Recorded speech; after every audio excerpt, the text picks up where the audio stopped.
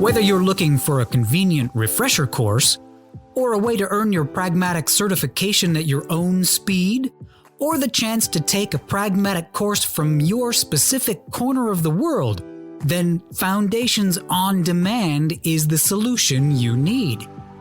Get the same great content, tools, and templates our Foundations course is famous for in a flexible and easy-to-use online learning platform. Learn the skills you need to build and market products people want to buy. And earn your Pragmatic Institute certification anywhere, anytime. No more travel worries, no more time zone issues, just truly great training. Experience the new way of training with Foundations on Demand from Pragmatic Institute. Visit pragmaticinstitute.com/foundations to learn more.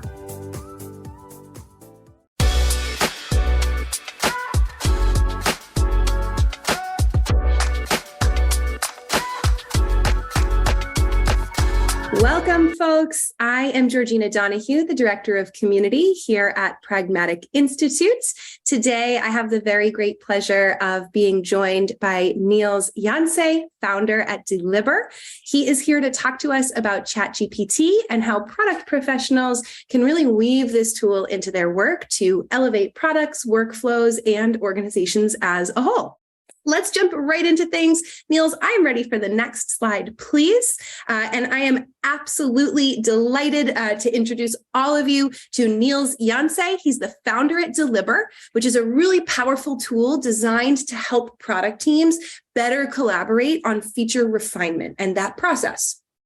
He's also the author of the book, Epic Alignment. And most recently, he's been really celebrated and sought after in the product industry for his deep, deep knowledge of ChatGPT and its integration with other tools like Delibr. So welcome, Nils. I can't wait for our group to hear from you. I'm going to pass the reins right over so that you can further introduce yourself and start sharing more with us. Cool. Thank you so much. I'm excited to be here. So first off, I just wanted to share, I added this little image. This is not ChatGPT, but it's another cool feat of the generative AI. This is how the world reacts to a new chatbot generated by DALL-E. Okay, moving right on. So briefly about me, like Georgina already said, I'm the author of the book Epic Alignment. It's a book for product managers and helping them how to work with feature documents. When I wrote that a couple of years ago, I had interviewed about 300 product managers. Now, I don't know, I think I lost count at about 500, but we at Delibr, we talk with a lot of product managers. I love engaging, and so I'm looking forward to the Q&A later as well. I'm the founder of Delibr, or Delibr AI, as we're coming to call it now, because we're integrating AI. It's a tool for product managers. I'll come back briefly to that. I also was on the board of directors of Storytel. It's unknown in the US. No, it's not entirely. It bought audiobooks.com in the US, so they're kind of in there. And before that, I was a strategy consultant for a lot of years, and I'm an engineer in the background. Enough about me. On to a meme. So I'm sure you have seen this meme. AI will not replace you. A person using AI will. It's black on white text on black. It looks kind of scary. But the thing that that's kind of underneath of this, the kind of hidden meaning here is, of course, that a person using AI will replace you unless you are that person. So I guess that's what we're gonna make sure in this session, that you're that person and not the person being replaced. So first, super briefly about GPT-3 and ChatGPT. So GPT-3, what is it? So it's an advanced AI language model developed by OpenAI. What it does, it just takes a bunch of words and looks at what's the likely next word and the next word and the next word. And by doing this, the things it can do is absolutely crazy. It actually existed for quite some time before OpenAI decided to add a simple kind of wrapper app around it that they called ChatGPT. And that app is the most successful app in world history, actually. It got to 1 million users in 5 days. And you can see a comparison with other actually rather successful companies, and you can see that they have got nothing up against ChatGPT. And since then, of course, it's gone way, way, way beyond 1 million users. I'm sure you're all among them. If you're not, you should be. And so yeah, this is very briefly, what is GPT-3, what's ChatGPT? So at this point, I just want to take a step back and have a fun example, because I think people don't realize how crazy versatile this tool is. This is one thing I did, I think it was at the party, to illustrate the kind of versatility, just like telling it, pretend that you're an ATM, ask me questions. And then it said like, please enter your card. And I'm like entering my card. And then it goes, please enter your PIN number. And I enter it. And then kind of what transaction you want to make. And then at this point, actually, after you scroll down, it goes like, I can't give you any money. I'm just a model, yada, yada. But you can see here that you can tell it anything and you can get anything back. So it's super, super versatile, and you can use it for any situation where you want text in and out.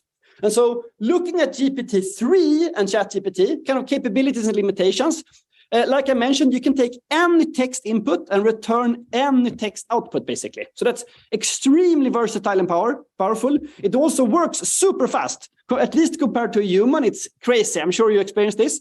It writes super good English and actually okay Swedish as well. And it understands quite complicated arguments in GPT-3. And it has access to vast data set, basically everything on the internet, Wikipedia, all books crammed into it. Some limitations of GPT-3.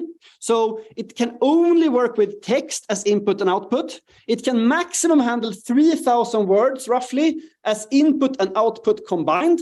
It has a clear cognitive ceiling. And with this, I mean, like if you ask too complicated things of GPT-3, it's going to hit the wall.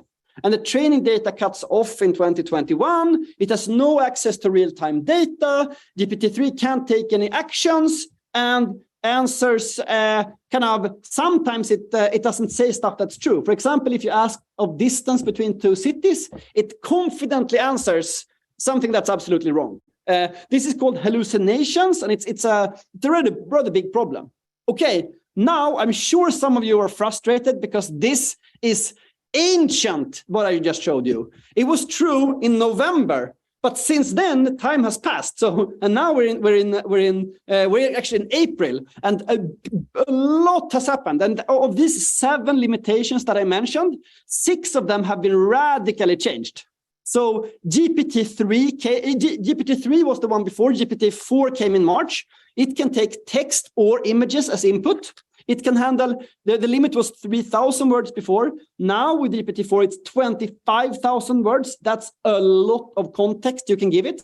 And it also has a much higher cognitive ceiling. The way I like to illustrate the cognitive ceiling race is if they let GPT-3 do the bar exam, and it was better than 10% of students. That's quite impressive. GPT-3 was better than 10% of students that studied the whole education for the bar exam, 10%. But then GPT-3 is better than 90%, starting to get crazy, scary, good. And people talk about artificial general intelligence. I think GPT-4 should be viewed as kind of proto-artificial general intelligence. It also has a lot less hallucinations. And in combination with GPT-4, there was right after that was also ChatGPT plugins were added. So here the ChatGPT can fetch information from internet, work together with other apps. It can take action with other apps, and so out of these 7 limitations, ChatGPT with GPT-4 and ChatGPT plugins has erased or radically reduced 6 out of 7 of the limitations. I think that's really impressive. And then this is not just ChatGPT, but there's a lot of other stuff happening as well. And one example I wanted to show you on how smart GPT-4 is, I think this is super cool. It's from a guy called Daniel Feldman. He posted it on Twitter. So he says like this: I'm in my house. On top of my chair in the living room is a coffee cup. Inside the coffee cup is a thimble. Inside the thimble is a diamond. I move the chair to my bedroom. Then I put the coffee cup on the bed. Then I turn the cup upside down. Then I return it right side up. It places the coffee cup in the kitchen counter. Where is my diamond? If you ask this to GPT-3, it has no idea. But GPT-4 says, when you turn the coffee cup upside down on your bed, the diamond inside would likely have fallen out. It's now on your bed. So it has somehow in all this training, it has a really good conceptual understanding, not only of a lot of facts, but also of the world. So you can really benefit from this. Throw it anything and it will probably be really helpful. Okay, moving on. This is now, I talked about ChatGPT plugins that's added in the OpenAI ChatGPT. I'm sure you've also seen Microsoft Copilot that they launched. They are using GPT-4 in the background, but they are using it to interact with the different parts of the Office suite. And so you can ask it to pull up a new graph in Excel, or make some slides in PowerPoint, or draft a response in Outlook, or write something for you in Word. Super powerful stuff. So all of this is meaning that GPT-4 is no longer locked in the box, but it has contact with the world via a lot of other apps and can take action. And since then, a lot of more proliferation of these different types of tools have come. So I'm sure you've seen the news being bombarded with this. One thing I think is a multimodal. I guess this is a little bit corny, but I wanted to add it anyway. So this is my girlfriend. I wanted to use the Mid-Journey, and I sent to her, this is her as an elf, her in steampunk gear at Burning Man. This is her as Catwoman. You see, I just said, take this picture and make it as an elf. Or these things, and that's basically multimodality. So you can now give it images and text, and it will get you this thing back. This is actually Mid-Journey 4. Since then Mid-Journey 5 has come, it's even more powerful. But it goes to show how you can use different combinations of media even more fluidly. And since then, there's also come something called Hugging GPT that can integrate with a lot of other models to get multimodal work done. Cool. Suffice to say, the AI showdown has started. So Microsoft has gone in really strong in the first round here, with investing first $1 billion and then $10 billion in OpenAI, and then introducing this in Bing and Outlook and everything to make a really strong stand against Google, that was supposedly the AI leader before, but now they issued this code red when ChatGPT came. They have launched Bard. They are like Sergey Brin did the first code commit in many years, and his code commit was to give a lot of developers access to Bard so they can start developing competing stuff. And Microsoft and Google are the ones that are kind of most publicity around them, but everybody's piling on here. Both are all the big players, but also a lot of small players, and OpenAI has a big kind of platform competitor in Anthropic that is also releasing big models. So the world is moving really fast, and then the showdown is just kind of the ChatGPT was like the starting shot being fired, and now everything is off the races. Cool. So now, if we take, if this was an introduction to what's going on in the kind of AI world, now we focus in on you guys. You are product managers. I'll put it like this: if you are working with a product that in some way works with text, you really need to think about this. So the way I try to think about splitting out the ways that AI can be helpful is generative AI, evaluative AI, and interactive AI. In a way, these are ways you can leverage these large language models that GPT family is based on, but many others are based on this as well. This is where the revolution came. So the first one, generative AI, it's sometimes also referred to as completions. It's like when the user wants to write a text or actually any other content with this multimodality, AI can help the user create that content. So if you have users in your product that produce some kind of text or content, you should really consider whether they should be doing that or whether AI should be doing it for them, and they should just revise and approve.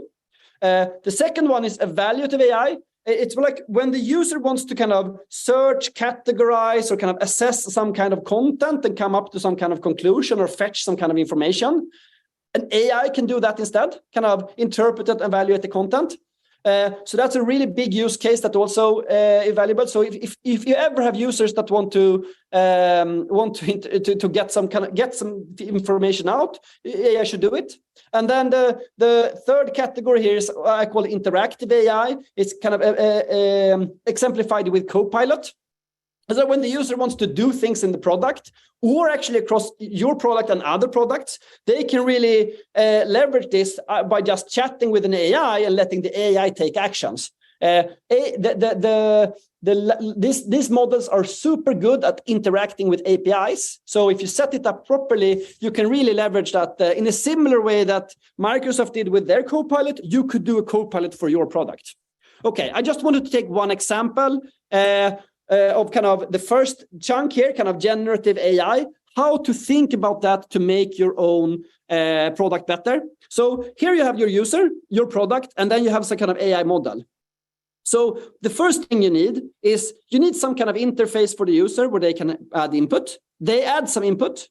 Then it's up to you to be smart about how do you turn the input that the user provided into a really good comprehensive prompt that ensures that the AI works on the right stuff, because you know a lot of stuff that the user maybe doesn't know. So for you to extend and build a more sophisticated prompt will get a lot better answer than just putting what the user wrote in. So I really suggest you start to think about this. How can you kind of augment the questions that they ask to build better prompts? Then you send this prompt to the AI model. Maybe it's just a plain model, or maybe you fine-tune the model. It's a lot easier than many people think. And then you get back an answer. It's like a text chunk that you get back. And then you need to kind of reformat that text chunk and then show it to the user. And then the user gets it back and looks at it. And either they say, this is great, this is what I wanted, or maybe they give some feedback and you have it another cycle. This basically means that whenever the user wants to create some input, create some content or text, they just say, what is the thing I want to do? And they get it, and they're happy. And they shortcut the whole process of creating it. And because you are such domain experts in your product, you will be able to really, really make it much better experience than then going to ChatGPT to try to do it on their own. It will be, by doing it like this, you will integrate it into your product, which will make it a smoother flow. And you will also add a lot of knowledge that you have that will make the answer much better. So it will be better and faster than ChatGPT by making it in your product. Okay, cool. So now briefly as an example of how this can be done, I'll take my own product, Delibr. So I'm the kind of guy that always lives a little bit in the future. On things like, for me, it's strange that we don't have 3D printed houses by now. I thought like for 10 years, I thought like, when do we have this? And I studied AI 20 years ago in my engineering studies. And since then, I've always been continually disappointed. But when this came, I was like complete shock. And I was walking around with kind of future vertigo. I still do. But and the only thing I talked to with everybody I met was the latest AI revolution. I still do. My girlfriend thinks I'm super annoying because this is, as you can imagine, the only thing I talk and think about. But then one kind of night, I just woke up. This is how we're going to integrate it into Delibr. First, some context, what is Delibr? So Delibr is a tool for product managers. It's basically a workflow tool. So we help PMs kind of from the point where they collect different feedback, either requests or interviews, structure that feedback into kind of trees, and then kind of whenever you start to think about the solution, we help PMs write good feature documents where we have decision support and we have integrations with the other tools they use. And then they kind of, as they continually refine the features, they also kind of go into some kind of prioritization, what are we going to do, and then into planning, and then we also have an integration with Jira. So we kind of from insight into all the way work and to kind of hand it over to the developers with Jira tickets. That's kind of scope of our product and what we do. And then the next thing that was like, what can we do here? Yeah, you can see a hint already, the robot coming in. And so the first thing that we implemented that has been really, really powerful is this thing, auto-generated PRDs. I mean, it's crazy. So the first thing we had was we had like dynamic templates where you want to write the PRD, you get a dynamic template and you can kind of add the different items you want, and you get a little placeholders and some help, some scaffolding to think about it, but have some flexibility. But now you also have the opportunity of just skipping the template, just press the robot button and let the AI assistant write it for you. And then you just say, what is the name of the feature I'm going to do? And then kind of how am I thinking about this? And then what we do, same as the one I showed you here, then we take this, we build a really extensive prompt, and then we have like a model that we worked with to generate and get a response that we then format and then create the PRD. And when people see this, the normal reaction is something like, whoa, you just created in a minute the thing that took me 3 hours to do last week. So I think, to be honest, that if that's true, then you are an okay product manager. If you're a great product manager, you will still say, wow, this is a super good start for a PRD. But it's really fascinating how the model can create not only a template, but fill it up with relevant stuff, like thinking about relevant use cases, coming up with user stories and slicing that is not unreasonable, and really be thought-provoking. It's crazy. So that's the first thing we did, and it shows as an example that you can probably do something similar to this in your product. And then, of course, there's a bunch of other stuff we are doing. So you can already add a bunch of different items that are relevant to your PRD, just injecting parts. Another thing that's helpful that already exists is a lot of PMs, they write the PRD, and then an executive comes and asks, oh, I can't read the whole PRD. What's the summary? Now you can just go Delibr AI, executive summary, boom, you have a summary of your PRD. You can hand it to the executive. You just shortcutted that. Similar thing with help center article, release notes, marketing brief, and so forth. So it's super powerful, because one thing that GPT-4 now is really good at is turning some content and rewriting it on a different format and injecting some thinking on it on top of that as well. And then, of course, there's a lot of kind of giving feedback on what you did. So doing something and asking, how was this, is super helpful. Summarizing stuff, extracting, you get it. And there are a lot more to come. I don't want to bore you with what we're doing, but we're so excited about this. Then, now we talked about concretely what this can mean for product managers. Now I'm going to go back and take a really big step back into kind of what's going on, where are we? How to understand this AI revolution at a higher level. And so what's happening right now, the best way to think about it is to think about it like, the move from oil paintings to photography? That was a really big shift. I think what's happening now is the same, but for intelligence. And so basically, before the oil paintings, you had to painstakingly do it to make an oil painting. With the photography, you could just take a snap. Now, whenever it's about creating content, evaluating content, as well as doing different type of actions, it's increasingly something that just an AI can just do. If you can define it clearly, you can just have it done. So that's incredibly disruptive. If there's any disruption is like a buzzword, but I think this is truly disruptive. Okay, how can businesses relate to this? So as an old strategy consultant, I'm sure you can figure out, I thought about this, and I'm also doing a bunch of kind of strategy gigs related to this adjacent because it's just so hot topic right now. And so one thing I start with when I talk to kind of management teams about think about it, I think there are two things that companies need to do. The first thing is to really make sure they take part of this productivity increase, and the other one is meeting the market, or meeting the new market, actually. So taking part of the productivity increase. One thing is to kind of provide the right tools to your employees, making sure that they get ChatGPT if they haven't got it, or some other. You can if you're afraid of getting them access to proprietary sending data, then you can have like a model that you run yourself and cap it, but make sure that they get the right tools, both the general tools and the specific tools for their workflow. Train and coach their employees about how to do this. Is super critical as well. A lot of people in organizations, they walk around and they manually write a bunch of content. Shouldn't be done anymore. You should just generate it, revise it, and go.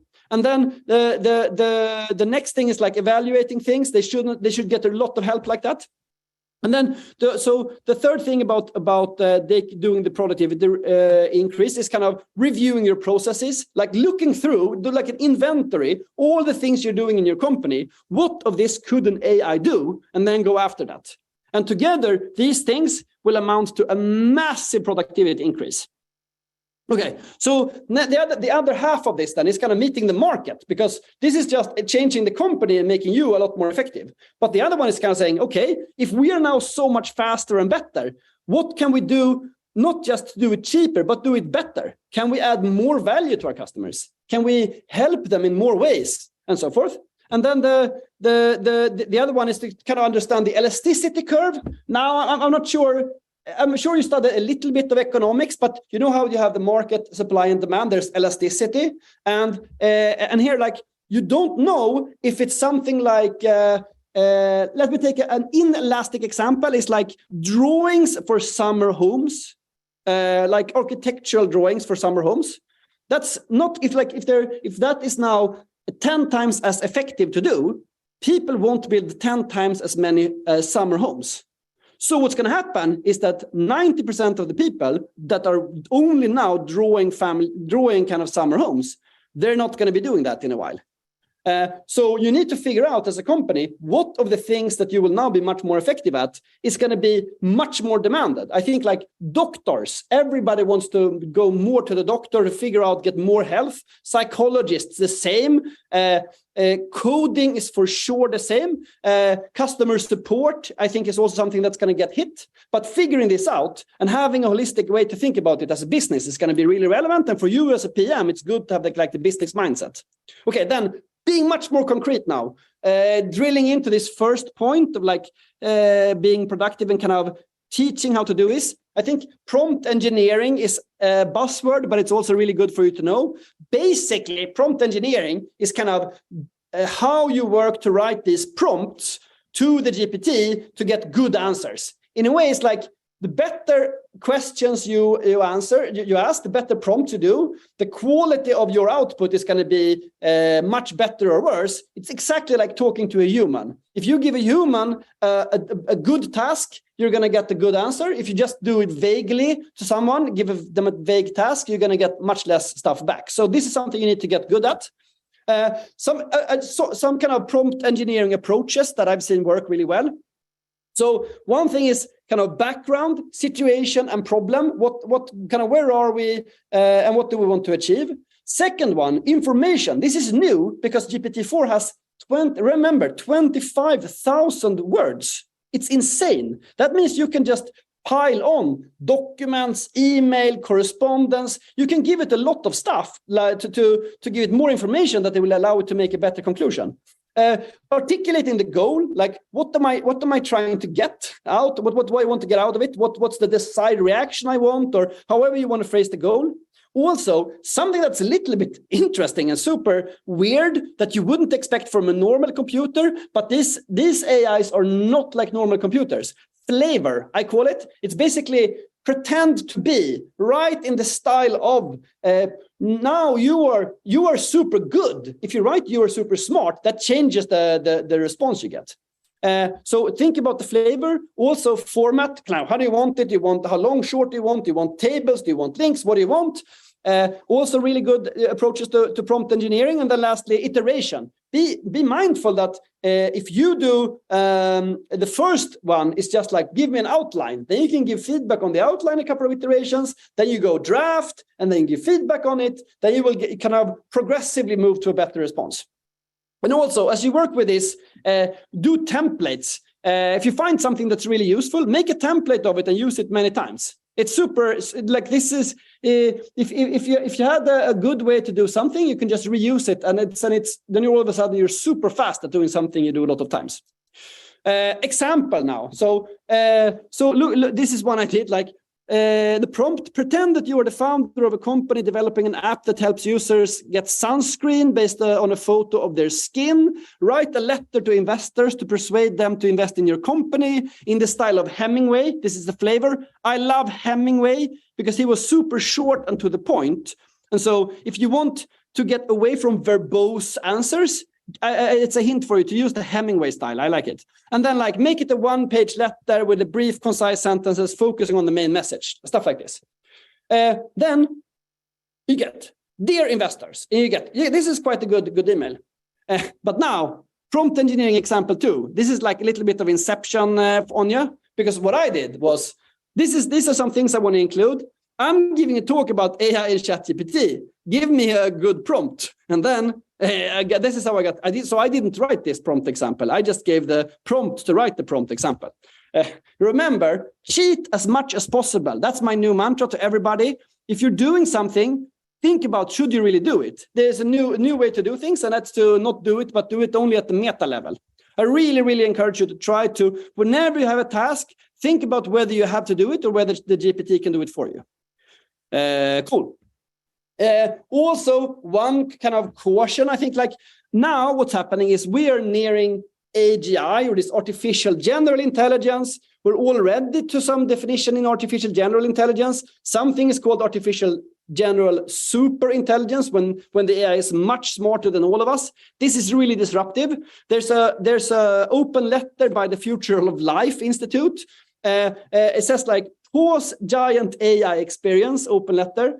Like you hear, I'm super excited about where it is now, but I'm also concerned about going much further. So if you look at this, it's like an open letter to halt development of much bigger models. I don't think humanity is really ready for much better models. Already this that's here now is going to be like the Industrial Revolution and electricity and the internet coming at us at the same time. This will be enormously disruptive. And I encourage you to take a look at this and have a think about it. I love it in the short term, but I think in the longer term, it's going to be really, really disruptive and important for us as like a society to think, what do we want to do here, and not just let it happen, because it could go wrong. That's enough. I guess it's somewhat controversial, so I'll shut up on this one now. Cool. Thank you so much. If you like this, please don't hesitate to get early access to Delibr. Connect with me on LinkedIn. Get my book, Epic Alignment. And also, I should say, I had a discussion with Georgina. So we are now, with Delibr, we're in a situation where we're getting too many requests. And so we're trying to handle that and filter. So you, as Pragmatic Institute people, you will have like a special link that will get you. I prepared a Google form for you that will come out with mail. Georgina, help me here now. This is only for the people that have gone a course, or what is it? Tell me. Yes. So we are all, so first I'll answer a quick question for everyone who is anxious to know. Yes, this is being recorded, and you will all receive a recording of this in your inbox in the next coming days. Pragmatic alumni are also going to be offered this early access to come in and kind of play around with Delibr AI. So that is also something that you will receive in your inbox, and is an awesome perk, because Nils is being modest, but he's going to let Pragmatic alum jump to the head of the line, so to speak, or get on the fast track. So we're really excited about that. Right now, I can see that we already have a ton of really fabulous questions in the Q&A box. So if you have other questions, please put them in there. Now is the right time, and we're going to chew through some of these questions here. Cool. So you told me to also show this before we go into the questions. So I'll let you do that, and then we go to the questions. Is that correct? That would be perfect. Yes, that'll give folks a moment to offer some questions and ideas in the chat and in the QA. All right, now jumping into some questions. There's a really big trend that I've seen in the questions and in the chat, Nils, thinking about IP issues with ChatGPT, right? A couple of folks have mentioned the snafu with Samsung employees putting some IP and some sensitive information into ChatGPT. And of course, the info you put in there, it learns from, and there's a risk that it'll spit it out elsewhere. Do you have some thoughts or some ideas to offer folks that want to use this professionally and for their business, and how they can navigate IP issues? Yeah. So I think that's a super good question. I think there are kind of different levels of this. One is where you don't really care at all. This is not sensitive. Then you can just go ahead and use ChatGPT as normal. The second is if you're sensitive about stuff, but you trust OpenAI with what they're saying and what their legal contract says, terms and conditions. And so already now, if you're a paying customer, not if you're a free customer, but if you're a paying customer, if you use ChatGPT Plus, that it costs $20 a month, I think, then they promise that they are not going to use anything that you send in there to train their models, and they're going to remove it and not remove it from their servers within 30 days of you removing it. So if you trust them, then ChatGPT Plus should be possible to do. And then similarly, if you use their API, if you're a paying customer of the API, they don't use that for training as well, as per their terms and conditions. So that's kind of the second level, if you trust what they're doing. At Delibr, that's what we're doing. We're trusting that OpenAI kind of holds to their deal. So we're paying customers, and then we trust that they don't use it for their models, because that's what they're promising not to do. And then, of course, if you're at a level where you don't believe that they do what they're saying, and they're going to steal your stuff anyway, then I think there are options where you can use the kind of models in-house, and you won't be able to have GPT-4, but there are other models that you can run on your own on-prems, but it's much more complicated setup and so forth. So I would really encourage you to try to convince the organizations around you to give you access to the paid version, and then go from there. Mm-hmm. Are there any arguments that you would, or maybe not arguments, but reasons that you might encourage people to use, where the product folks on this call are fans of using this tool, they want to use it to accelerate their work, but their stakeholders are nervous or resistant? How would you recommend they advocate internally to have better access to this tool?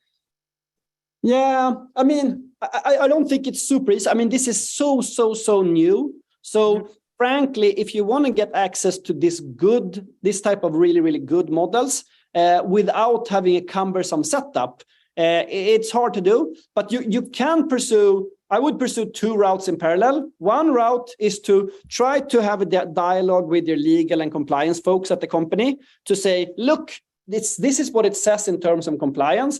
If we need to be able to trust this, right? Because there's a huge value at stake for us of being able to use this.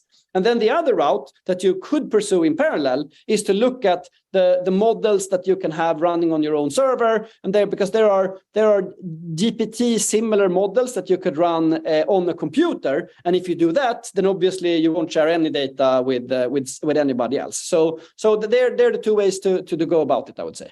Mm-hmm. This is a really interesting question that I think you might be really excited to chew on as well, Nils.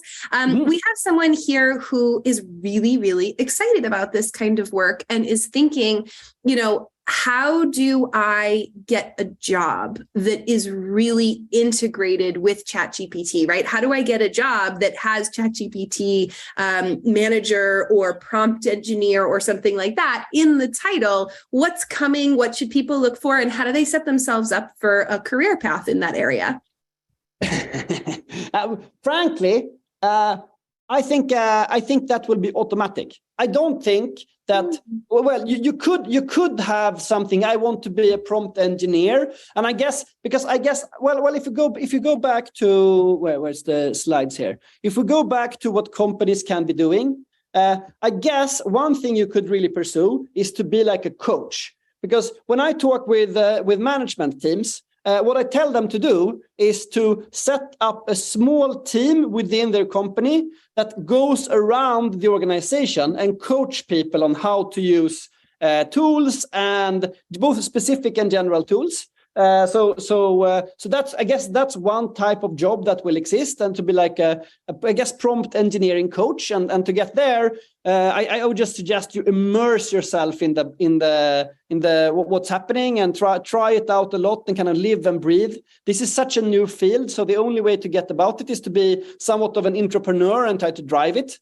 The other thing I think is, which is kind of maybe a more boring answer, is I think everybody's going to be like this. I think it's not going to be like you have somebody who works with customer support and somebody who works with customer support for AI, with AI. I think everybody's going to work with customer support with AI. And this is, of course, true for all the PMs as well. Like, I don't think there's going to be like a PM that doesn't at all work with AI, because I think if you're a product manager and any part of your application involves, look at this, either your customers generating any type of content, or your customers evaluating any type of content, or your customers interacting in some way within your app or otherwise, then you should really go for AI. So I don't think there are many product managers that don't have the users wanting to do any of these three things. Then I think you should really have another think about it. So if you're already in product management, I think you can really, really go for this and then become the expert by doing it, because this is such a new field. That's my main advice. Mm-hmm. So it's interesting to think that it might become a skill set, like you're a really great communicator, in comparison to a skill or ability like I know how to code Python, right? Everyone's going to have to do it. It's just how good are you at that aspect? Exactly. Yeah, I think that's a really smart answer. We have another trend of a couple questions that have been asked around, I really want to integrate ChatGPT 3 or 4 into my work now, but oh my gosh, I'm looking from November to March. We've already upgraded to something new. How do I use this tool without risking that by time I get it up and running, it's already obsolete in my product? How do you navigate that breakneck speed of development?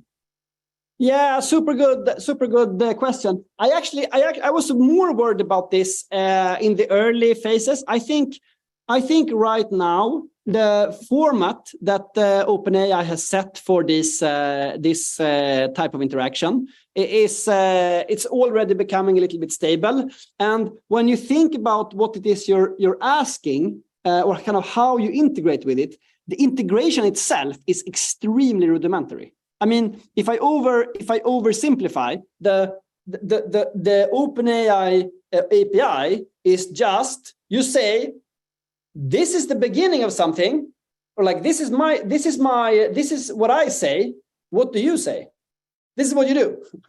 And so it's just like a chat, and you could switch it out to any other large language model. And if they change their API, maybe it's going to be a little bit different, but not so different. So if you dig into the API and dig into the APIs, I'm sure you're going to see that even if they do a little bit of tweaking, it's not going to be huge. And then you're going to quickly be able to change along with it. And also OpenAI, I mean, they have a huge incentive to not mess about with people, because they want to be a supplier of this API. And so they have a really incentives to be like a good steward of the customer, if you know what I mean. Yes, I do. A little bit of a pivot of a question, starting to think about kind of the emotional or social dynamic context of using ChatGPT at work, right? Yeah, so we've got one question asker who is saying that, some of the more senior, very experienced members of the team that they work with, people that have very long tenures in the workforce, feel that, if you're using ChatGPT to write a post or to write your requirements, it means that you're not good enough to do it yourself. We have other people that feel that they want to take your advice to the new way of doing things is to not do it and to cheat as much as possible, right? Yeah. They do feel a little icky about that, right? They feel like it's not their work. They feel like they're plagiarizing. So as we're dealing with those kind of emotional dynamics personally, and also trying to communicate them with others who might have, a little bit of a perspective on using that. How do you think about that, and how do you talk about that? Yeah. I think actually I have two. My main approach to this is kind of the proof is in the pudding, and so what I think the way to convince these people is to like for me personally, I have a principle that I never lie. It's like I have not lied anything. I have like a little bit of Asperger maybe, so I haven't said anything that's syntactically untrue for 10 years or more, but for me to be able to maintain this, I can say something that's not true, but then I have 30 seconds to take it back. Oh, sorry, I just said that this is not true. Actually, it's like, you know what I mean? And I think for you can give yourself a little bit of time space where you're not entirely transparent, showing people who don't think you should use GPT-4 or whatever. How does this look? And they look at it and are like, yeah, this is great. And then you go like, you know what? this was made by, or you can wait, you give them 3 things and then you go, actually, these 3 things, they were made by, so you can be like, allow yourself a window where you say like, I'm going to be sneaky for 1 or 2 weeks. Like I have one example is like, I worked with a researcher who had to write this kind of research summary stuff. GPT-4 is amazing at the research papers. So he had written an abstract, and then I said, no, literature research. This is how you do it. And you get like, and ChatGPT made amazing literature research, amazing annotations, and amazing kind of summary in the kind of formal way you have to write it if you're an academic. And it's like, wow, this would have taken me a week to do. Can I show this? And then we agreed that he was going to show it first, and then say, by the way, this was generated. And also I have a friend who's still at McKinsey, one of my friends who's still there. He used it with his teams. Like for every team meeting, he would come in and have like, actually, have you thought about this and this and this? And his teams were like completely blown away because he would come with so much perspective. And then after a while, he said, actually, this is how I did it. You should do it too. And so I think you should really kind of, a way to sneakily introduce it is to, do it a little bit like that. I don't know if that's a little bit of a gotcha moment. Yeah, exactly. Okay. Very good. Very well put. Exactly. Yeah, I like it. I like it a lot. I feel like I've probably seen someone do something similar. Like, look at this great blog post, and at the bottom of the blog post, by the way, this was all written by AI. You should start using it too. Yeah, exactly. And I don't think it's going to be all written by AI. It's going to be a little bit of iteration. It's like you do a draft, think about it, do some tweaks, give you some feedback, get it back, and then do final edits, and then it's going to be good to go. But you'll save a lot of time. But you get it. You get it. Gotcha. Really, I think that's a really good answer. I think that's helpful. Thank you. Another question about different types of AI models and different spaces to access the benefits of AI, right? So someone is asking, are there different times, are there different use cases where you might choose ChatGPT versus Bard versus Bing, or you'd go to different places, different models? Now that we have kind of a quorum of competitors, are different tools better for different things, or are we all just more personal preference? Yeah. First, like now I'm being kind of formalistic. I think ChatGPT is the kind of chat app, and I think when you integrate it with the product, it's going to be GPT-3 or 4, and for sure you should aim for 4 and get in line to get a GPT-4 API access if you haven't got it. But then the question is kind of, should you use GPT-4 or some other type of tool?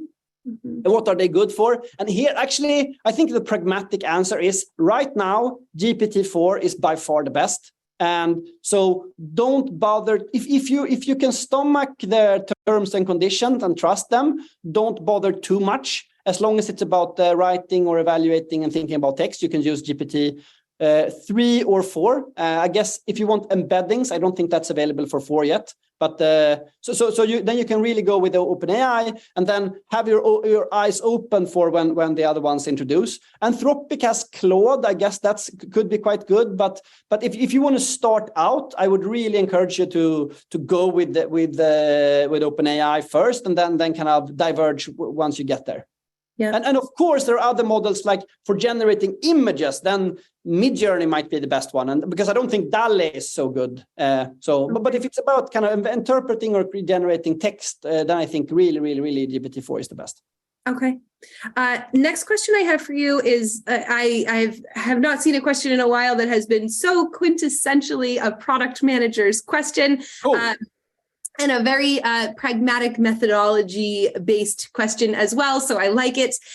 How do you see the willingness of the market to pay for advanced features that are powered by GPT or AI at this point in the maturity curve, right? So how, do you think there's a high willingness to pay for people to say this is the base tool, and if you want the premium tier that has GPT in it, where do you think that willingness to pay is today? Hey, I'm not going to have a good answer here. I think my answer is like this. We don't know. This is so new. And so I don't think, when I was at McKinsey and we did pricing studies, there was this kind of framework called structure, conduct, and performance. And it basically said that the way pricing works is based on the structure of the market, like how many players are there, big and small, what's the relationship, and kind of what are substitutes and so forth. Conduct, how are people behaving around this? And that will then result in the performance and kind of profitability of the companies in the market.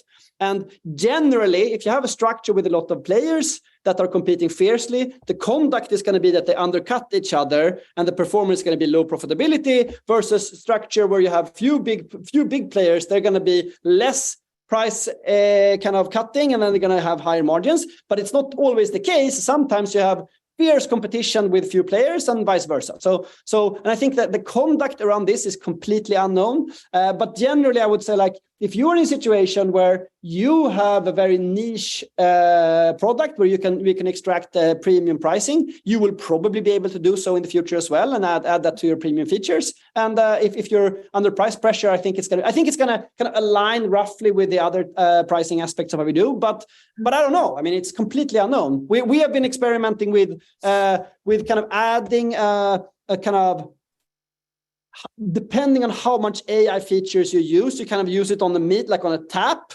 But then it's right now, frankly, it's so cheap. Like it's crazy cheap, the pricing they have, OpenAI. So we haven't seen, like, if you compare the kind of AI consumption versus pricing, it's cost nothing. So you don't have to include that meat there either. So I don't know. I think my main answer is it's too early to tell, but it's probably going to follow the general kind of style of pricing for your industry in general. Mm-hmm. I think that's a smart answer. It's very interesting right now. It's almost as if there's a great leveling in terms of the big players and the smaller players that are coming into the space, because there's no historical precedent. It's brand new for everybody. Everybody's experimenting. So it's an interesting leveling in the business world and in the product world, certainly. Yeah. And on that, I like when Microsoft released their Copilot of chatting with stuff, I was like, we just have to go home now. We're out. But then OpenAI released ChatGPT plugins. And that type of thing, and basically saying, we're going to make this type of Copilot available for everybody. And then I was super excited, because my Copilot for PMs is going to be way better for PMs than Microsoft's whatever Copilot general, because we're going to be, and that's going to be true for all SaaS companies. Like your kind of specific Copilot is going to be so much better than the general ones. So I agree with you. It's going to be crazy leveling now, where companies can become really good at one area, and then they can tailor the AI to that. It's going to be super cool to see what happens. Yeah. So we also have someone that is interested in integrating, or I think we have a lot of people that are interested in this, but one asking about it, who's interested in integrating AI and ChatGPT into their product today, and is asking about the scope of pricing costs for integrating these types of technologies into a product. So as someone who is running and owning a product, how do you map out the costs of what it might be for you? Again, because we're in this kind of unknown area of how much is it going to cost to kind of introduce into your product as a feature? Yeah, super good question. So I'll divide it in two. One is the kind of costing of the AI, and then the other one is kind of how can you do it? And so I think the costing, I come back to my answer previously. So it's crazy cheap, and it's also very transparent. You can look at OpenAI's homepage and the pricing they have, and you learn a little bit about what tokens mean, and you do a little bit of token calculation, how much consumption you think you're going to have. I think you quite quickly come to quite a good idea of what it is going to be like. And then if you're afraid that OpenAI is going to kind of turn up the prices a lot once people go dependent on them, then I think you can actually rest assured that a lot of other players are piling in. And so if they ramp up their prices, you can switch because the APIs are going to be really simple. So you can just switch to another provider, and they're going to be low cost. Maybe not exactly as good answers that you get from the prompts, but almost. So I think you can do a quite good calculation. And I think in general, you'll find that it's going to be crazy cheap. The second one is kind of how you do it. And then I really encourage you, if you're interested in integrating with ChatGPT specifically, I encourage you to get in line for the ChatGPT plugins. It's a super cool way. I think of it as kind of, even if you may want to have your co-pilot yourself down the line, I think a good way to experiment and get towards that and kind of understand what it means to work with the chat, working with your product. I think the ChatGPT plugins will be a super good way to start. And what the general thing that they made it is that they have something called manifest files, which is basically a very simple API description. And based on that, the AI can just interact with your API and do a bunch of stuff in your app and understand what's going to happen. So super cool. I encourage you to get on the list to try it out. We have.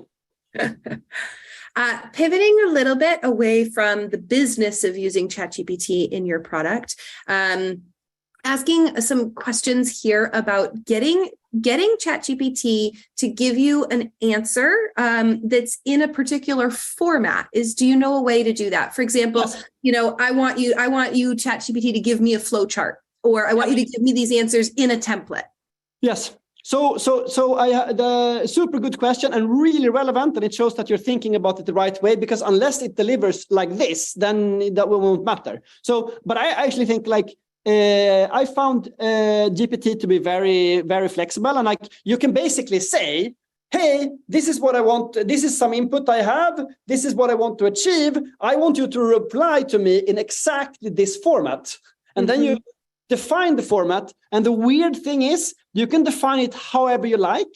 And it's like you talk to a human being, and GPT-4 is going to pick it up pretty well and figure out how you want it. And then you can do a little bit of experiments, but quite quickly you'll figure out that you can get really good answer on exactly the format you like. GPT-4 is crazy good at replying on a specific format. And then the next level, if that kind of specifying the format in the prompt doesn't get you all the way, then you can work with something called fine tuning, which is where you give additional data to the model saying, when I ask for this, I want a reply that looks like this. And then if you do it like that, then it's going to be it's going to work really well. So those are the two ways to do it. But I really encourage you to try the prompt route first, because it's much easier and it typically works crazy well. Okay. When I asked the original icebreaker question at the beginning of this session, a fair number of folks said, I don't have a favorite use case. I haven't used it very much yet. And I think now by the end of this session, you've probably converted everyone who hadn't played around with it so far is going to go do that right now as soon as we wrap up. Go do it. They're going to do it. I have one final question for you to wrap up our session together. And that is, I've got a couple people asking, how can one obtain your level of energy and passion and knowledge? So not really a little bit of a rhetorical question there, but I must say, I certainly agree. I would also like to know how one acquires your level of energy and passion. Thank you so much for the compliment. I guess it's just like work with stuff you really love. Then I think I think that's the biggest component, because like you can tell, I'm super passionate about this, and I think it's so cool what's happening. Yes, I totally agree. This has been a wonderful session. Nils, thank you so much for joining us. Folks that are on the line with us here, connect with Nils on LinkedIn, get his book, check out Delibr. And as always, there are a number of questions we didn't get to, but we can always answer them in Pragmatic's alumni community. So you can hang out with us there and we'll continue the conversation. Nils, again, thank you so much for being with us. Thank you so much for giving me the opportunity. Awesome. Bye, everybody. See you next time.